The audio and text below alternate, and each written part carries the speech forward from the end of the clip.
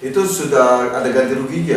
Tidak Pak, Tidak ada. kami pertahankan. Masalahnya itu usaha saya, nyawa saya Pak.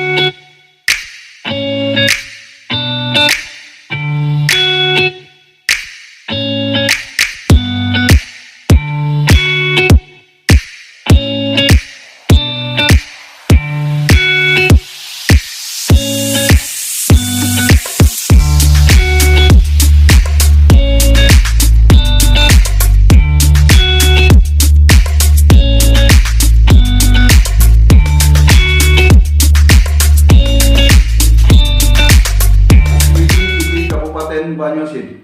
Bersama saya Budi Alamsah, Ketua DPD SII Kabupaten Banyuasin. Assalamualaikum warahmatullahi wabarakatuh.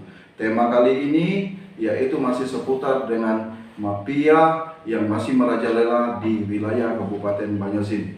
Terbukti masih ada terjadi di Desa Tanjung Lago, Kecamatan Tanjung Lago. Kami hadirkan dua warga yang menjadi korban mafia tanah. Hal ini menurut mereka karena ada di balik tangan besi yang ada di BPN Banyuasin. Untuk itu saya masih di channel YouTube SITV akan berbincang dan berdialog langsung dengan warga di Desa Tanjung Lago yang lahannya katanya diserobot dan dirampas oleh oknum mafia tanah di desa tersebut. Apa kabar Pak? Alhamdulillah sehat Pak. Ya, ini Pak, tolong ceritakan bagaimana yang terjadi yang dialami Bapak terkait lahan Bapak, yaitu Bapak Mukharudin dan Bapak Misdiono. Nah, tentu saya akan minta cerita dari Pak Misdiono dulu. Lahan Bapak ada 6 hektar ya, katanya Bapak Mukharudin ya. Bapak Mukharudin, tolong ceritakan Bapak Mukharudin. Jadi kami pada tahun 2005 itu buka sawah di situ, tanah itu kosong, tidak ada apa-apanya. Jadi kami buka sawah situ sampai panen berapa kali sudah itu kami bertanam sawit. Setelah tanam sawit tahun 2000 sekian ini kata si penduduk situ itu punya, ada yang punyanya, ada yang punya, sudah punya sertifikat. Nah, sampai sekarang kami tidak tahu yang mana punya sertifikat itu. Nah, lahan itu katanya lahan yang sudah di Bapak usahakan. Iya. Sejak tahun berapa itu Pak? Sejak tahun 2005. 2005. Itu 2007, 2008 kami nanam sawit. Sawit itu dapat panen Pak sekarang ini. Saat ini dalam panen. Tapi Bapak kaget, ternyata lahan itu sudah ada surat atas nama orang lain. Iya, sertifikat lagi. Sudah sertifikat. Nah, itu Bapak pernah berjuang atau pernah protes terhadap Om bahwa ini lahan kita atau seperti apa Pak? Kami sudah pernah itu melalui Pak Abbas itu kan sudah disanggah itu, cuman mereka itu kan karena dia berdiam di situ, daerah situ, jadi kami datang pagi dia datang sore. Jadi susah kami mau untuk menjinakkan di situ.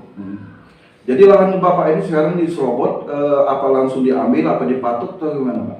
Kalau dari kami itu sudah Pak, sudah dinegosiasinya diganti ruginya sama dia.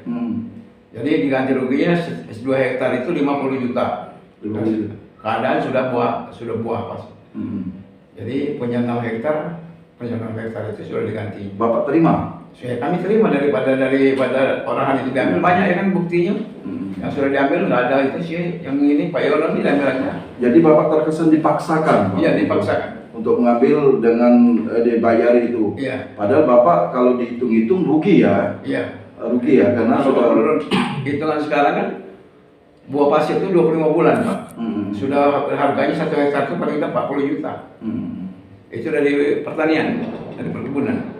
Ya, iya. Artinya Bapak dirugikan dengan kalau mereka dijual itu tidak sesuai dengan harga yang Bapak terima tadi. Iya betul. Atau terkesan dipaksakan. Iya memang dipaksakan. Nah ini hal yang seperti ini yang Bapak alami, tentunya dengan Bapak yang sudah menghasilkan itu, apakah Bapak selanjutnya akan masuk ke tahap proses hukum atau seperti apa upaya-upaya yang dilakukan ke depan? Ya kami karena kami kan di belakang, yang depannya Pak Abbas kami ikut si Pak Abbas saja. Jadi tetap berjuang Pak ini ya. Ya. Oke Pak, itu Bapak selanjutnya siapa namanya? Misdiono. Mas Diano. Pak Mas Diano gimana ceritanya? Sama aja Pak, kita kan buka lahan itu dari tahun 2005. Tapi Hmm. kalau pembukaan itu kan udah lama lah itu Pak. Hmm. Kelihatannya itu lahan tidur kan, nggak ada pemilik. Kami usahakan Pak. Sawah. Kami usahakan menggarap sawah. Nah, garap sawah itu kami di situ tuh untuk atas nama saya sama orang tua saya itu 4 hektar Pak yang di wilayah saya itu. Hmm. Saya tanamin padi. Karena kami orang teran Pak, nggak ada modal. Jadinya kami beli bibit sawit itu ngirit-ngirit, ibaratnya berangsur.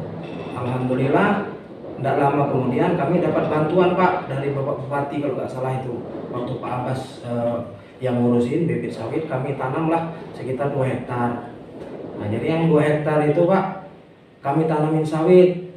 Yang 2 hektar tidak, kami tanamin padi. Karena tidak ada tanaman sawit, jadinya dikeruk Pak, 2 hektar itu. Katanya itu tanah mereka. Padahal kami mengusahakan itu Pak dari nol Pak. Tidak ada Pak orang yang datang. Giliran sudah tanah sudah terang, padinya bagus, sawitnya tumbuh subur. Katanya diklaim itu tanah mereka. Ya mungkin penguasa yang di daerah desa itu Pak, kami juga kurang tahu. Nah ini dapat informasi dari teman-teman, katanya yang tanah kami yang 2 hektar sudah ada tanaman sawit yang sudah saya panen sejak tahun 2011. Saya panen sawit itu, katanya kabar-kabar ini sudah disertifikatkan lagi Pak, yang di depan itu. Itu sudah ada ganti rugi ya? Tidak Pak, Tidak ada. kami pertahankan. Masalahnya itu usaha saya, nyawa saya itu Pak, sama kayak gitu. Artinya Bapak tetap bertahan dengan hak milik Bapak itu? Iya, tapi yang 2 hektar nggak bisa diselamatkan lagi Pak. Sudah diambil mereka Sudah juga? diambil karena mereka punya modal mungkin Pak ya, Iya. punya alat, jadinya sudah diblok, sudah nggak bisa lagi. Bapak pernah ngadu ke kantor desa atau ke pemerintah setempat, kecamatan atau bagaimana? Sama aja Pak, kita ngadu juga percuma. Percuma. Karena di situ kami sempat kan di situ ada namanya tentara Pak ya, Pak Sutarna. Dia bantu kami karena dia punya lahan di situ. Itu sampai camat turun ke lapangan Pak. Camatnya sendiri bilang dulu waktu Pak Ali Sadikin kalau nggak salah. Ada sedikit. Iya, sempat bilang, oh kalau kayak ini nggak bisa lagi, ini sudah terang kok, mau diserobot, mau diambil katanya.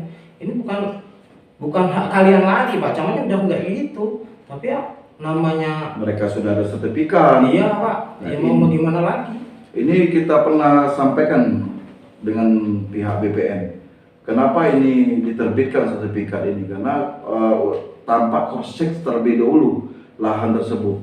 Apa kita sudah pernah juga ke kantor BPN? Belum Pak, Belum pernah. belum. Informasinya itu dari kemarin saya dapat informasi dari Pak Abbas. Waktu ada pengukuran pembuatan sertifikat mereka, apakah kita sudah diberitahukan atau bagaimana? Selama saya di situ Pak, panen sawit kan setengah bulan sekali kami Iya. panen Pak. Nggak ada orang pengukuran Pak, Tidak ada pengukuran nggak lagi. ada. Artinya Nggak ada orang pengukuran. sertifikat ini serta merta langsung dibikin di atas meja saja artinya, tanpa ada orang BPN turun langsung ke lokasi tersebut. Bisa jadi Pak, karena selama saya di situ belum pernah Pak ada pengukuran kayak gitu.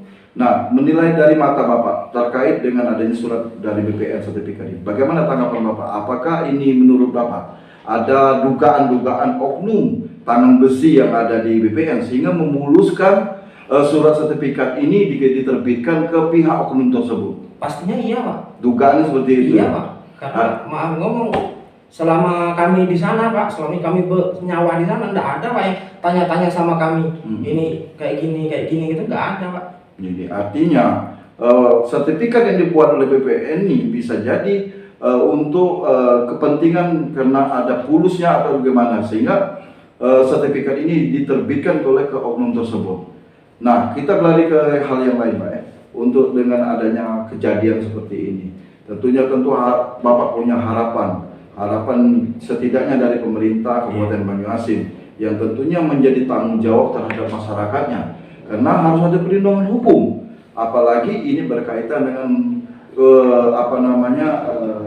kehidupan orang ya, untuk kehidupan orang, untuk masa depan orang. Tentunya harapan kita kepada pemerintah Banyuasin bagaimana menyelesaikan masih ada mafia-mafia yang menyerobot lahan. Tolong Pak beri pesan kepada. Ya, saya minta tolong kepada pemerintah Kabupaten Banyuasin sebelum bikin surat itu cek dulu di lapangan. Apa benar tanah itu memang bukan punya rakyat? Apa benar tanah itu tidak diusahakan sama rakyat? Jadinya biar clear, jangan sampai simpang siur terus. Ini sudah bertahun-tahun kami di lapangan menjadi bentrok antara kami pemilik lahan dengan orang yang punya sertifikat. Jadinya jangan sampai nanti terjadi yang tidak-tidak ataupun jadi apa itu jadi ada korban di lapangan. Masalahnya sudah banyak contoh-contoh yang ke belakang di lahan kami itu. Jadi lahan ini jadi persoalan yang tentunya Pak PR yang menjadi tugas Bupati sebenarnya. Karena untuk menyelesaikan lahan ini saya ingat betul itu bahwa pemerintah akan menyelesaikan persoalan-persoalan tanah di Kabupaten Banyuasin. Tentunya hal ini akan menjadi perhatian pemerintah Kabupaten Banyuasin terhadap masyarakatnya ya. Yang pastinya iya. Nah Pak, ini kaitan dengan BPN tadi kan, bahwa BPN ini menerbitkan sertifikat. Kalau Pak kasih statement sedikit tentang BPN ini Pak.